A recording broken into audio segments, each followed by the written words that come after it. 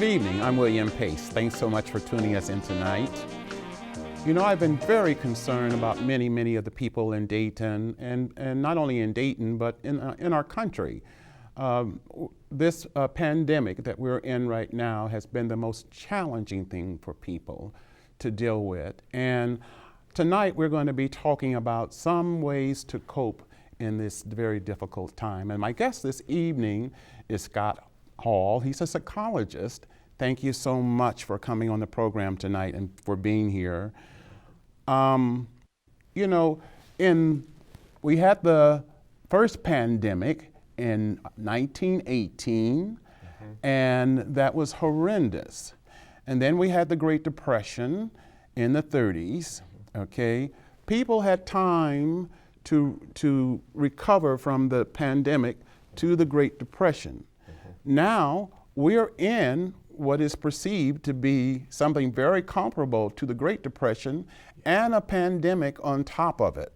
And to be truthful, in the last 2 decades here in Montgomery County, we've had a number of challenges, and we still have people still grappling and reeling from the tornadoes, lest we forget that.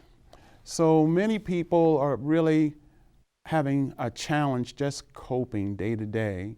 I know I am. It has forever changed the way we do things. Yes, absolutely.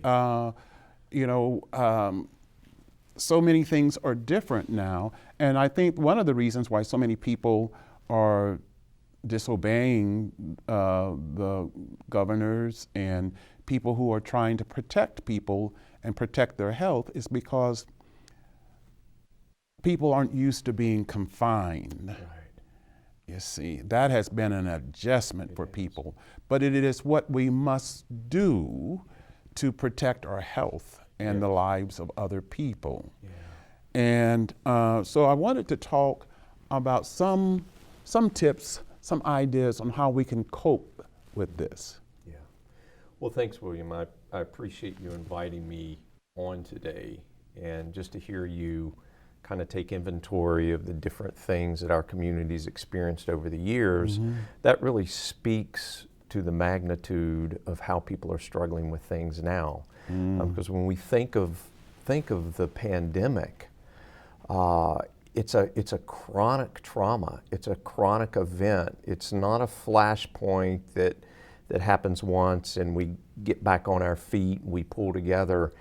There is a constant, ongoing influx of new messages of what's happening, new events, new struggles, and then that dovetails with, you know, the race relations and the financial crisis. And it throws people into a tailspin.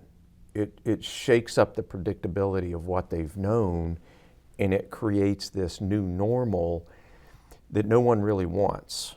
And it leaves a lot of questions. Yes, questions. Yeah. And people are grappling and just trying to figure it out. And I think people are struggling with being confined. Yes. And what do they do? What are some of the ways people can they're feeling anxiety, they're feeling, how can they reduce what they're feeling?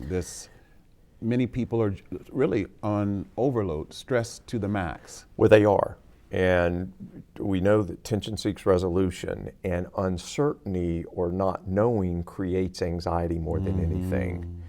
And that's what we're seeing. And so, good point. How do people harness that anxiety and try to level out their experience a little bit? And there's a number of things. One is that we truly want to feel safe. Okay, when we don't feel safe, in other words, we can't go through our regular routines, then there's anxiety. So one of the first steps is to ask ourselves, what does it look like when we feel safe? Is it going back to some routines? Is it connecting with certain friends and family? Is it participating in interests that maybe we've gotten away from because of everything that's happened? So we need to look for those moments where we feel grounded and safe. The other is to be connected. And you brought up that idea of isolation. And in some ways, we're being told to isolate, and we need to do that so we can get back on track, but then it creates another kind of problem. And I'm concerned about that other kind of problem because we're told to practice social distancing. We are. And when we're practicing social distancing, then we're not able to be in the presence of other people. And I'm concerned, what are the long-term problems that can come? Being isolated, can it make you withdraw into yourself, and then in the future you become very handicapped, in trying to become emotionally close to people? Well, it can. It can have that, what we call accordion effect. So if I'm isolated, if I'm a very personable individual, and I isolate because I need to, and then I self-isolate, that can lead into feelings of despair or depression, potentially. And how do I get out of that? Well, we want to reconnect. So part of what we're talking about is redefining what it means to connect. With people. With the environment, because it's not just with our horizontal relationships, with our vertical relationship, with our environment. So there's other opportunities to reconnect that we want to build into our world. That's great to hear you say that. And when we come back, we're going to be talking about some ways that we can connect with people in the midst of this pandemic. Stay with us.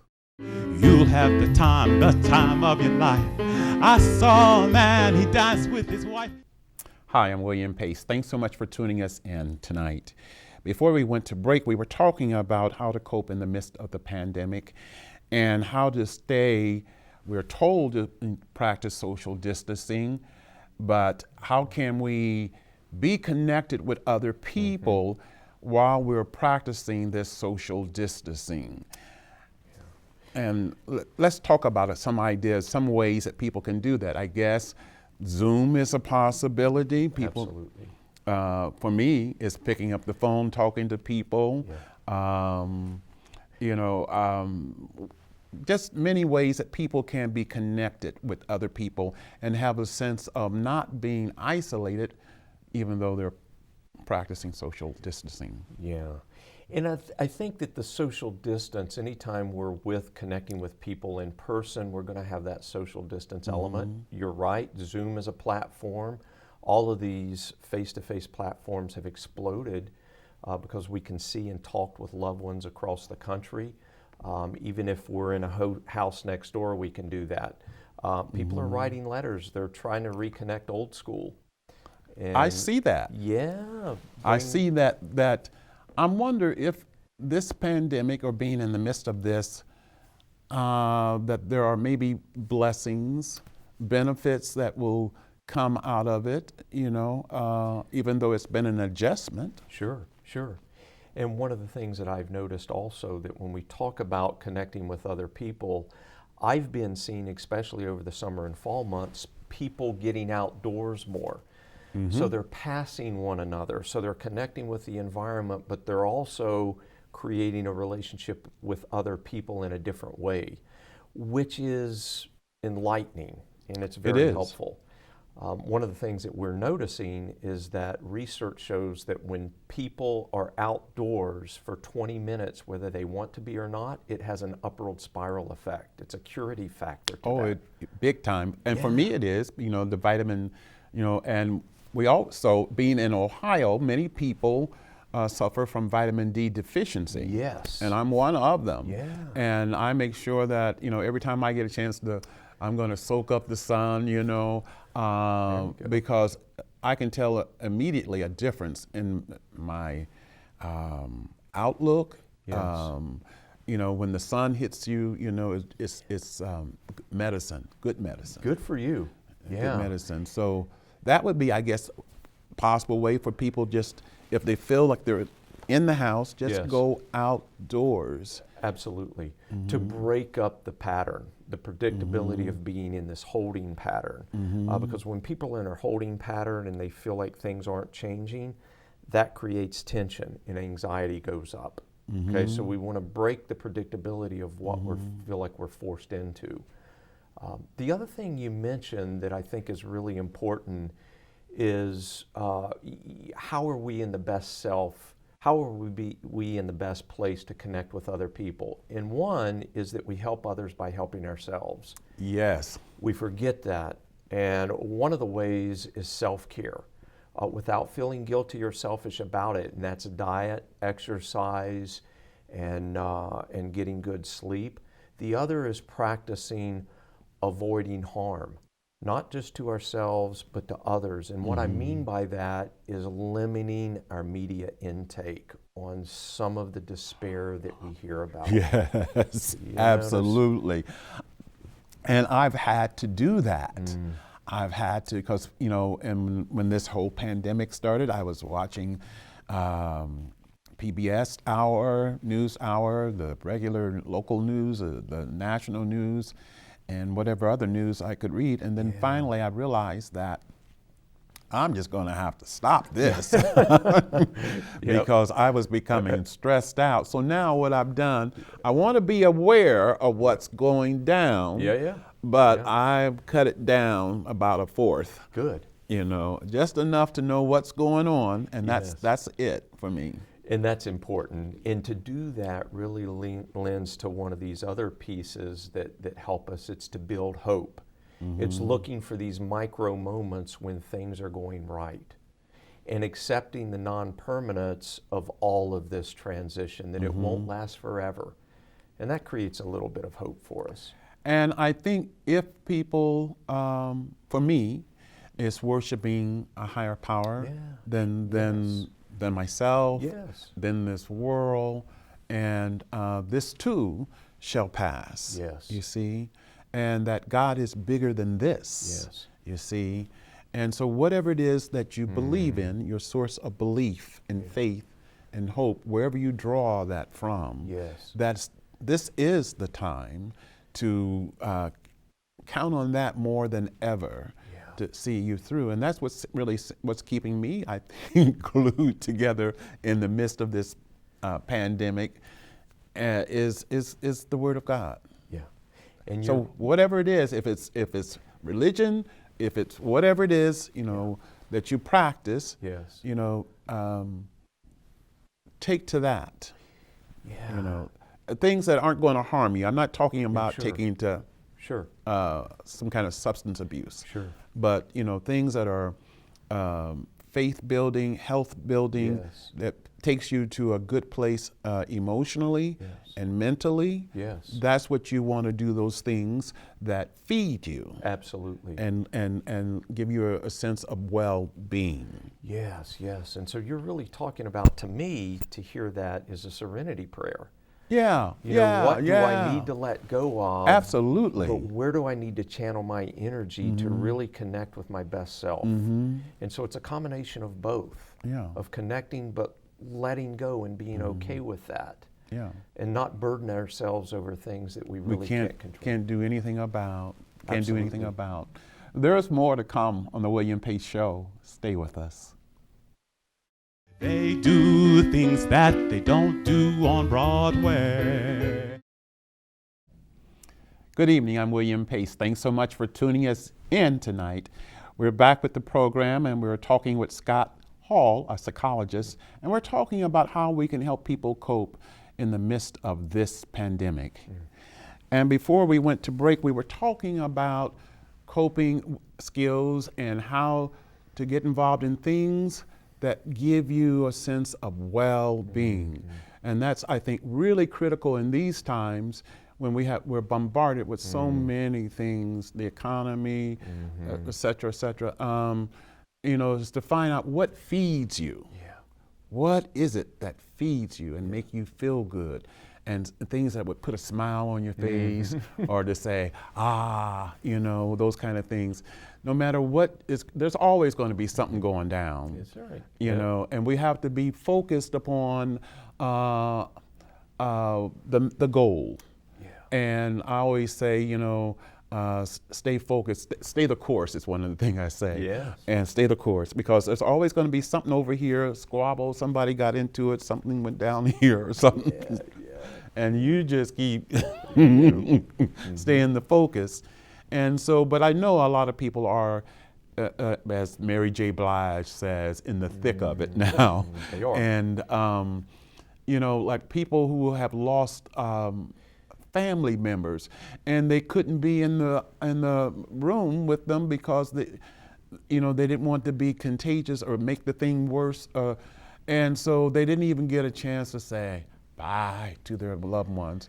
And a lot of people are still struggling with a sense of closure. That's right. They're still mourning and maybe never got to mourn. Yeah. And so what can you say to those people? Well, any type of ending that we don't expect, or things didn't end the way we would wanted them to have been, is very difficult. And grieving is something that never really ends. It's always with us because we always remember. At the same time, I was told once by a colleague at University of Dayton during a funeral of a close friend that people never really leave us as long as there's someone left to remember. And it had me thinking about that and to really consider, what code did that person that meant so much to us live by? And I think of those character strengths and what I drew from that person. And the way that I honor that relationship is, how do I now practice and make decisions by that code in my own life? So the relationship just gets redefined. There's not as much of an ending to it as I might be experiencing, because I'm carrying on that memory and the knowledge of that individual. Absolutely, absolutely, and I can affirm to that. And people who I have lost have been in my life. There was a high school guidance counselor who sort of was like an aunt figure to me, and she's in heaven now. But I feel her all the time on my shoulder. I'll be driving down the road and I can feel her putting her hands on my shoulder, She's and I still reach. there. Yeah, so these people, they're in heaven. You can't see them, but you can feel their presence. They're with you. And I have many people that thoughts will come in my mind. And so that's them saying, I'm here, I'm with you. Yes. Can you feel my presence, you see? So, and there's some comfort to that. For me, Yes. it really, and sometimes I get teary-eyed because I think about all the fun memories we had, and I put my hand on their shoulder because I feel their hands on my, it's always this side, and I always reach up and, I feel you, so, and lastly, I want to talk about, I know some people are just bombed out. And mainly because we were thrust in this pandemic. We did not ask for it. We did not have any warning. Right. It just, and we had to deal with it. Yes. And, but I know some people may need help dealing with it. Absolutely. And so if they're having thoughts of maybe suicide or harming themselves or trying to take to some kind of form of substance abuse, how can these people get help? Well, and that's the most important question to end a conversation like this, I would agree. And that is, one, to recognize that they are struggling. We never can fully decide how life comes at us, but we do have a choice in what we do with that to some degree. And so I would say to try to draw up the courage to recognize that you may be struggling, and reach out to a friend. If you're in a church, someone in the clergy or a Stephen minister.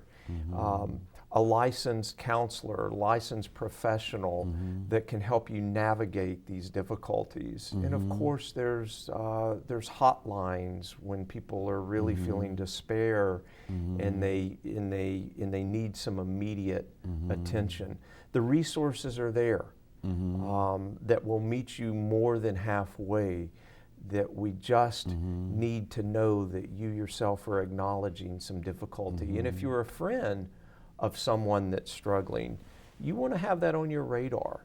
You want to reach out, try to connect with those loved ones in your life, just to ask how they're doing. That's very important. That can be a saving grace for someone during a day of despair. Wonderful. Thank you so much for coming on the program tonight. Thanks again. Thank you. There's more to come on the William Pace Show. Stay with us. While the storm clouds gather far across the seas, let us wed our allegiance to a land that's fair.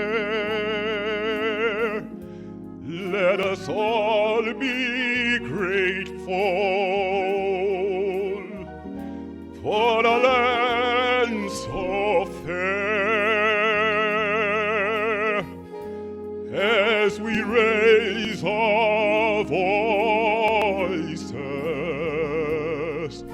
in a solemn prayer. God bless America, land that I love. Stand beside her and guide her through the night with light from above.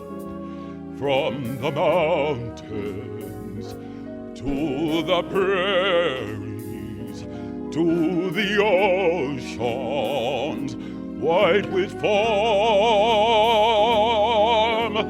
God bless America,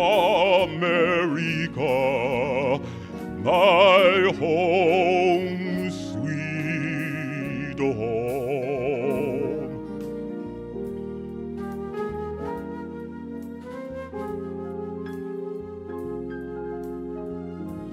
Far across the seas, let us swear allegiance to a land that's fair. Let us all be grateful for a land so fair, as we raise our voices in a solemn prayer. God bless America, land that I love. Stand beside her and guide her through the night with light from above. From the mountains to the prairies, to the oceans white with foam. God bless America, thy home, sweet home. God bless America, thy home.